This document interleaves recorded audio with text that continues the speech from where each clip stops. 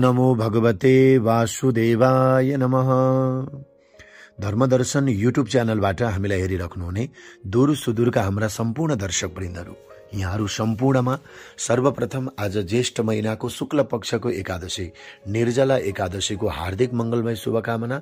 यहाँहरूलाई हाम्रो युट्युब च्यानलमा हार्दिक स्वागतम गर्दै एकादशीको शुभकामना सहित आजको यो एकादशीको महात्म्य कथा, एकादशीको व्रतको महिमा, एकादशीमा भगवानको नामको महिमा लिएर म उपस्थित भइसकेको छु कुबेर सुवेदी। हो दर्शक वृन्दहरू, योभन्दा अगाडि हामीले आज गरिने एकादशी तुलसीको बिउ रोप्ने, तुलसीको दल राख्ने र यस्तै गरेर निर्जला एकादशी जल पनि परित्याग नगरी कसरी व्रत बस्न सकिन्छ। अब सबैले जल परित्याग गरेर व्रत बस्न सक्दैनौ, तर यो एकादशीको महात्म्य श्रवण गर्नाले, यो एकादशीको कथा श्रवण गर्नाले सम्पूर्ण पापहरू नाश भएर एकादशीको सम्पूर्ण फलहरू हामीलाई प्राप्त हुनेछ। भीमसेनले व्यासजीलाई सोध्नु भएको प्रसंग आजको यो एकादशीको महात्म्यबाट म यहाँहरूलाई राख्न गइरहेको छु। सर्वप्रथम त दूर सदा सुदूरमा हुनुहुन्छ, देश विदेशमा हुनुहुन्छ यहाँहरू र यहाँहरू सम्पूर्णमा भगवान नारायणको अहेतुकी कृपा बनिरहोस् भन्दै अबको एकादशीको महात्म्य भीमसेनले व्यासजीलाई सोध्नुहुन्छ। हे महाबुद्धिमान पितामह व्यासजी, मेरो एउटा कुरा सुनि बक्सियोस्। दाजु युधिष्ठिर, आमा कुन्ती, द्रौपद राजाकी छोरी द्रौपदी अनि भाइ अर्जुन, नकुल, सहदेव यी सबै पूज्यपाद कहिले पनि एकादशीमा अन्न खाँदैन। तिनीहरू सधैँ मलाई पनि हे ब्रेकोदर, तिमी पनि त एकादशीमा नखाने गर न, एकादशीको व्रत गर्ने गर भन्छन्। तर हे व्यासजी, अनि तिनीहरूलाई मलाई सही नसक्नु भोक लाग्छ, म कसरी व्रत गर्न सक्छु र भनेर भन्दछु। म विधिवत जे दान भने पनि म गर्नेछु, भगवान केशवको पूजा पनि म गर्नेछु, तर उपवास नबसिकन एकादशीको व्रतको फल कसरी पाउन सकिन्छ? किनभने भीमसेनले भन्दछन्, किनभने म एकादशीको व्रत गर्न सक्दिनँ। भीमसेनको यस्तो वचन सुनेर पितामह व्यासले यस्तो वचन भन्नुहुन्छ। व्यासजीले भन्नुभयो, यदि तिमीलाई स्वर्ग अत्यन्त प्यारो लाग्छ, नरक अप्रिय लाग्छ भने दुवै पक्षमा पर्ने एकादशीहरूमा नखाने गर्नु। तब भीमसेनले भने, हे महाबुद्धिमान व्यासजी, तपाईको सामु म बिन्ती चढाउँछु, दिनमा एकपल्ट भरपेट खाएर मेरो भोक मेटिन्न भने कसरी म एक अहोरात्र 24 घण्टा उपवास गर्न सक्छु र? किनकि वृक नाम गरेको जो अग्नि हुन्छन् त्यो सधैँ मेरो जठर पेटमा वास गर्दछन्। जब म धेरै अन्न खाने गर्छु तब मात्र मेरो जठर अग्निलाई केही कालका लागि शान्त रहन्छ। हे पितामह, एकपल्ट मज्जासित खाएर त म उपवास गर्न सक्ने हुन्छु, तर यसरी जुन व्रत गर्नाले जो स्वर्ग मिल्दछ त्यो व्रत गर्न म जसरी तसरी पनि गर्नेछु। त्यसकारण तपाईँ कुनै त्यस्तो व्रत विचार गरेर बताउनुहोस्। दिनमा एकचोटि खाने भयो भने हुन सक्छ, नभए मबाट व्रत हुँदैन, तर मेरो कल्याण होस्, म कल्याण हुने गति पाऊँ, मलाई मार्गदर्शन गर्नुहोस् भन्दा व्यासजी भन्नुहुन्छ, हे भीम, मैले भनेका मानवहरू धर्महरू तिमीले सुनिसकेका छौ। मानवका धर्महरू, वैदिक धर्महरू पनि तिमीले सुनिसकेका छौ। हे राजन, कलियुगमा त्यस्ता जटिल नियमबद्ध धर्महरू त गर्न सकिँदैनन्, तसर्थ तिमीलाई म सरल उपायले थोरै धनले सम्पन्न हुन सक्ने, कति पनि कष्ट नगरिकन धेरै पुण्य फल मिल्ने सबै पुराणहरूको सारतत्व भएको कुरो बताउँछु। सुन, दुवै पक्षको एकादशीमा पटक्कै नखानु, किनकि जो मनुष्य एकादशीमा केही खाँदैन, जो जन कहिले पनि नरकमा जाँदैन, यसमा कुनै संशय छैन। व्यासजीको त्यस्तो वचन सुनेर पिपलको पात झैं डरले थरथर काँपेका भीमसेनले भने यस्तो कुरा भन्न लागे। भीमसेनले भने, हे पितामह, म के गरौँ? उपवास बस्नमा म असमर्थ छु। त्यसकारण हे प्रभु, धेरै पुण्य फल मिल्ने कुनै पनि एउटा व्रत मलाई बरु बताइदिनुहोस्। व्यासजीले भन्नुभयो, हे भीमसेन, वृष राशिमा या मिथुन राशिमा सूर्य रहेको बेला जेठ महिनाको जुन शुक्ल पक्षको एकादशी हुन्छ त्यसलाई निर्जल रहेर व्रत गर्नुपर्छ। नुहाउँदा आचमन गर्दा बाहेक अघिपछि बुद्धिमानले पटक्कै पानी त्यागिदिनु पर्दछ। आचमन गर्दा पनि 1 मासा सुन जति अर्थात् 1 मासा सुन डुब्न मात्र सके जल आचमन गर्नु पर्दछ। यस्तो आचमनलाई शरीरलाई शुद्ध पार्ने भनिएको छ। तसर्थ हत्केलामा गाईको कान जस्तो हत्केलाको आकार बनाएर त्यसमा मासाभर पानी राखेर जल पिउनु आचमन हुन्छ। त्योभन्दा थोरै या त्योभन्दा धेरै पियो भने त्यो आचमन सुरा समान मानिएको हुन्छ। अन्न खाँदै खानुहुन्न, नत्र व्रत भङ्ग हुन्छ। एकादशीको उदयदेखि द्वादशीको उदय नभएसम्म त्यसरी पानी त्यागेर व्रत गर्यो भने बिना परिश्रम नै 12वटा एकादशीको व्रतको फल त्यसले प्राप्त गर्दछ। व्यासजी भन्नुहुन्छ र भोलिपल्ट बिहान छ्याङ्ग उज्यालो भए पछाडि मात्र द्वादशीका दिन स्नान गर्नुपर्छ। एकादशीको व्रत लिएपछि द्वादशीमा पुनः स्नान गर्नुपर्छ।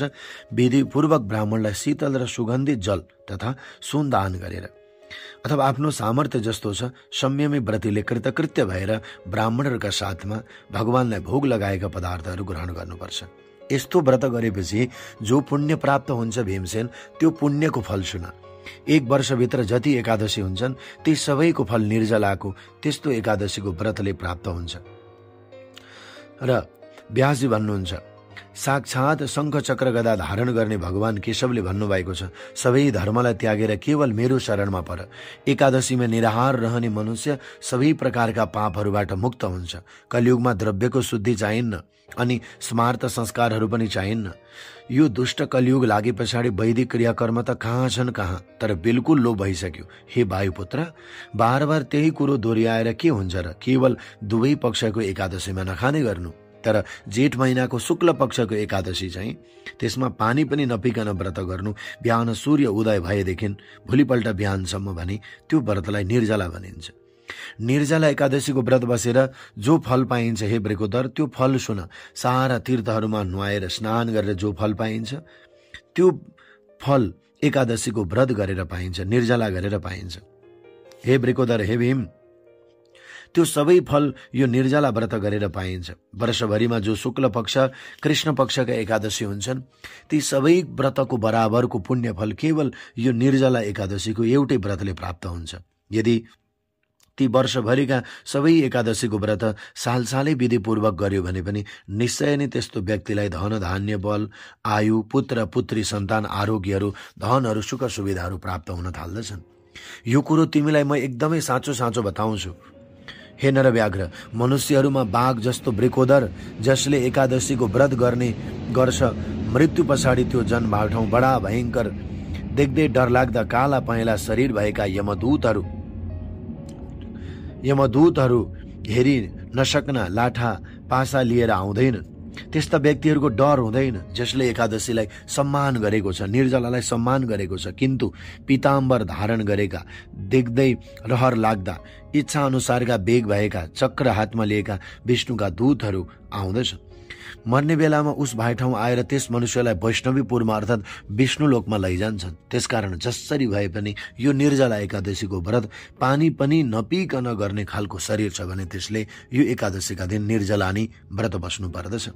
अन्तकाले नयत्येनम मानवम वैष्णवीं पुरीम तस्मात् सर्वप्रयत्नेन सुपस्योदगवर्जिता जलधेनुं ततो दत्त्वा सर्वपापै प्रमुच्यते कृष्णात् श्रुत्वा यथा चक्रुं पाण्डवा हे वृकोदर।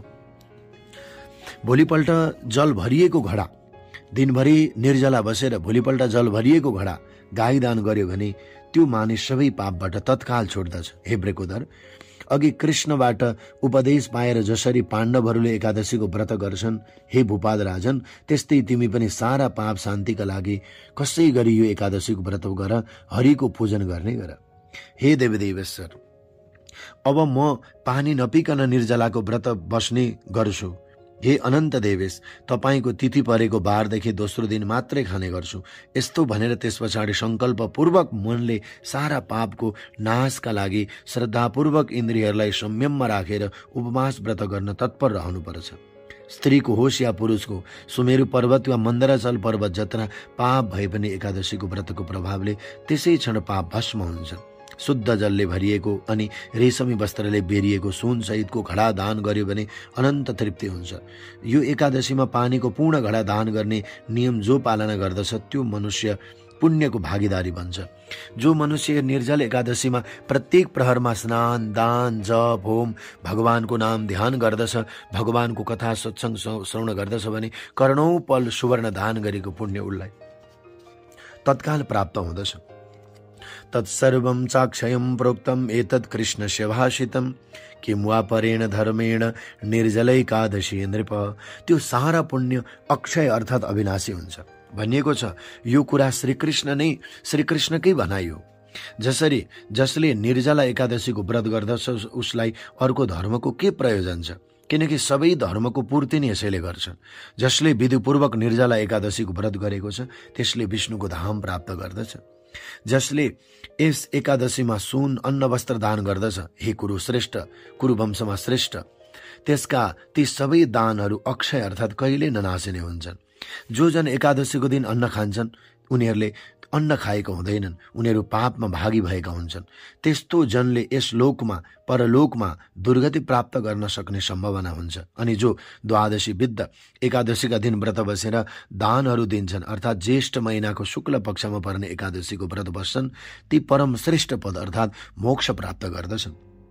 ब्रह्महत्या गर्नेवाला, मदिरापान गर्नेवाला, चोरी गर्नेवाला, गुरुसित द्वेष गर्नेवाला, सधैँ झुटो बोल्नेवाला पनि जसले द्वादशी विद्ध यो निर्जला एकादशीको व्रत गर्यो भने ती सबै पापहरूबाट मुक्त हुन जाँदछन्। हे कुन्तीका छोरा, निर्जला एकादशीका दिनमा हुने विशेषता अब सुन।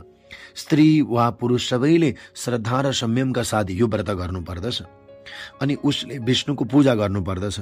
जसले पूर्ण भएको घडाका साथमा गाई दान गर्नुपर्दछ अथवा घडा दान गर्नुपर्दछ या वस्त्र दान गर्नुपर्दछ, अथवा गाई दान गरेर मात्र पनि हुन्छ, अथवा गाई पनि पाइएन भने घिउलाई नै गाई मानेर दान गरे पनि त्यो श्रेष्ठ हुन्छ। घृतदानका साथै दक्षिणाहरूले पनि नाना प्रकारले मिठाईहरू धर्मधारीहरूमा श्रेष्ठ राजन यत्नपूर्वक ब्राह्मणहरूलाई मठ मन्दिरहरूमा दान दिने अथवा दान तुरुन्तै दिन सकिएन भने दान दिन्छु भनेर सङ्कल्प गर्यो भने यो व्रतले चाँडै परिपूर्णता प्राप्त गर्दछ। सन्तुष्ट हुनाले मोक्ष मिल्दछ। दानको भाव गर्नाले तत्कालै पापहरू नष्ट हुन्छन्। जसले यो एकादशीको व्रत गरे तिनीहरूले जसले यो एकादशीको व्रत गरेनन् तिनीहरूले एकादशीको व्रत गरेनन् होइन। यो एकादशीको जसले कथा महात्म्य सुनेर उनीहरूले एकादशीको व्रत कथा महात्म्य सुनेनन् होइन, उनीहरूले त यो मानव शरीर पाएर आत्मासँग द्रोह गरिरहेका छन्, शरीरसँग होइन। यो जान्नु पर्दछ। ती जनहरू पापी दुराचारी हुन्, यसमा कुनै पनि संशय छैन। कुलानां च शतं साग्रह मनामाचरतं सदा आत्मानां सह सन्नीतं वासुदेवस्य मन्दिरम। जसले निर्जलाको व्रत गर्दछ, जसले आफ्नो कुलका सदा पाप गरिरहेका पापी 101 पितृहरूलाई पनि आफ्नो साथैमा वासुदेव भगवानको मन्दिरमा पुर्याइदिन्छ, उसले पुर्याइदियो भन्ने जान्नु पर्दछ। शान्त चित्तले दान गरेर अनि हरिको पूजा गरेर रातभर जागराम गरेर जुन मनुष्यले निर्जलाको व्रत गर्दछन्, रातभर जागराम गर्न सकेनन् भने साँझको समयमा केही भगवानका नाम स्तोत्र आदि गायन गर्दछन्, उसले सारा कल्याण गरिसक्यो। खानपान तथा गाई वस्त्र राम्रा शय्या आसन कमण्डलु छाता जसले यस दिनमा दान गर्यो ऊ पुण्यको भागीदारी भन्दछ। दान गर्दा सत्पात्रलाई दान दियो भने त्यो अधिकाधिक पुण्य हुँदछ।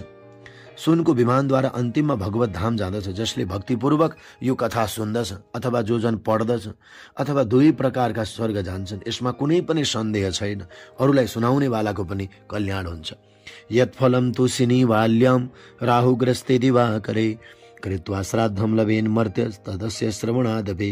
जो पुण्यफल औँसीमा सूर्य राहुग्रस्त हुँदाखेरि अर्थात् सूर्य ग्रहण लागेको बेलामा श्राद्ध गर्दा मनुष्यले जुन फल पाउँछ त्यही फल यो निर्जलाको कथा सुनेर पाउँदछ।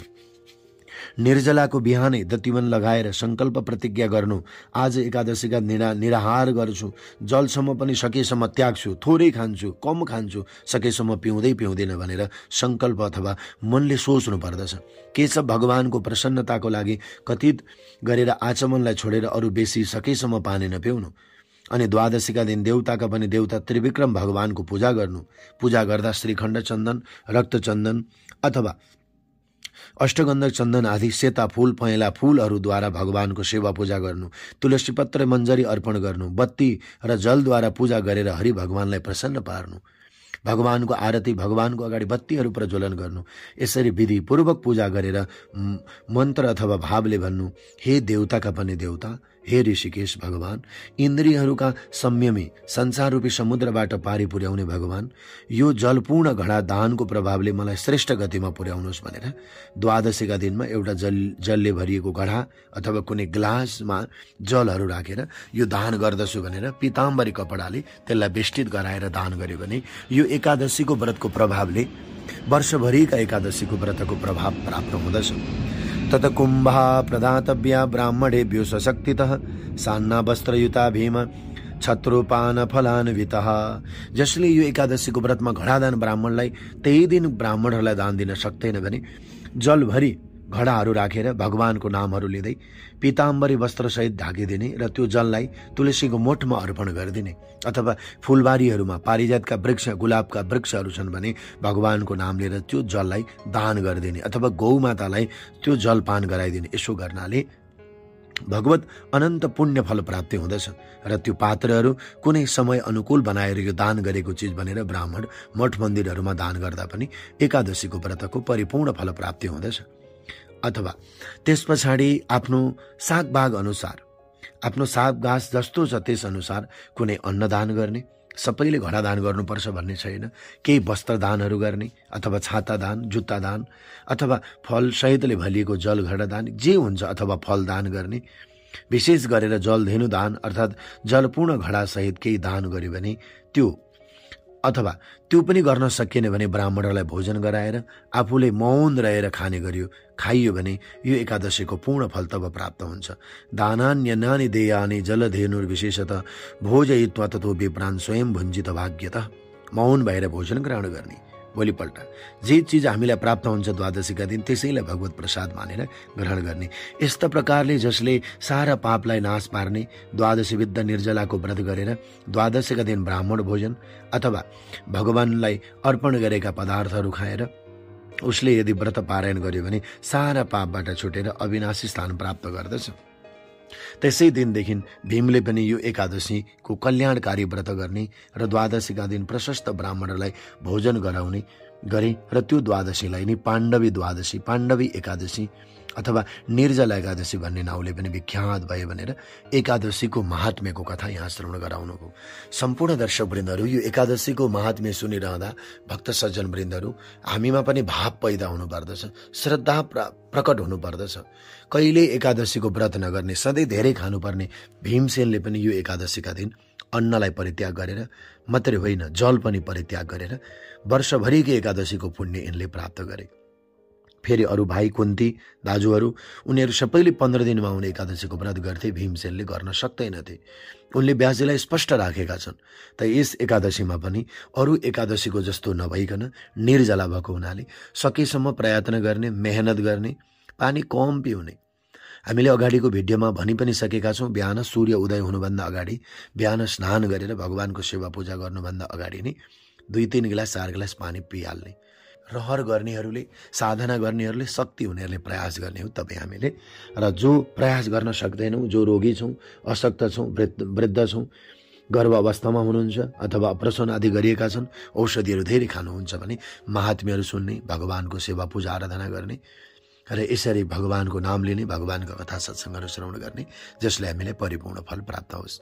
सम्पूर्ण दर्शक वृन्दहरू, आजको यो एकादशीको महात्म्य मैले यहाँहरूलाई अडियो मार्फतबाट श्रवण गरेँ र यहाँहरू सबैले यो महात्म्य कथाहरू श्रवण गरिदिनु भयो। सबैजनालाई धेरै धेरै धन्यवाद र भगवानको निष्ठा, भक्ति, श्रद्धा सदैव बनिरहोस्।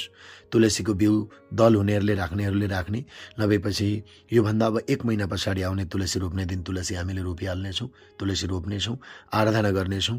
यो भक्तिभाव हामीमा बनिरहनेछ, श्रद्धा बनिरहनेछ भन्दै यहाँहरू सबैलाई धेरै धेरै धन्यवाद। अब आजको यो एकादशीको महात्म्य श्रवण गर्नुभयो सबैले। भगवानले सबैलाई निर्जलाकै पुण्य बराबर भक्ति श्रद्धा प्रदान गर्नुहुनेछ, यही भावका साथमा यहाँहरू सबैलाई धेरै धेरै धन्यवाद। म कुबेर सुवेदी बिदा हुन्छु। जय श्री राधे, जय श्री कृष्ण। ओम नमो भगवते वासुदेवाय नमः।